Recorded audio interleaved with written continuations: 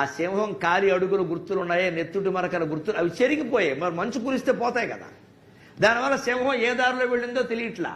కాబట్టి వీళ్ళు అనుకున్నట్టు రేస్యంగా ఏమిటోరా సింహాలన్నీ ఇక్కడే ఉంటాయి, దిక్కుమాలిన కొండ మంచు కూడా ఇక్కడే కురుస్తుంది, ఇవాళ గుర్తులు కనపడడం లేదు, సింహాన్ని ఎలా చంపుతావరా.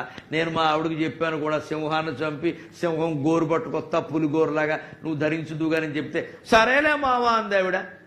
నేనేమిటో ఇక్కడికి వచ్చాక సింహం లేదు, గుర్తు లేదు, నా ప్రాణం పోయేలా ఉంది, దొరకట్లేదు అంటే కంగారు పడకరా అబ్బాయి అని ఇంకో పక్కన ఉన్నాడు ఇంకో రంగా అనేవాడు. వాడేమన్నాడు, చూద్దాం కంగారు పడక ఉపాయం ఉంటుంది, ఇది ఒకటేనా, ఈ దారి కాకపోతే ఇంకో దారి లేదా అని హిమాలయ పర్వతంలో చుట్టుపక్కల వెతికితేనండి ఎప్పుడు మన అన్వేషణ ఫలిస్తుందమా. మనం ఒక్క అడుగు ముందుకేస్తే కనకదుర్గ 9 అడుగులు ముందుకేసి మన దగ్గరికి వస్తుంది. భగవంతుడు నమ్మండి ఖచ్చితంగా. పురుష ప్రయత్నం, మనిషి చేసే ప్రయత్నం ఎంత గొప్పదంటే ఒక్క అడుగు మీరు ప్రయత్నం చేస్తే భగవంతుడికేసి అమ్మవారు 9 అడుగులు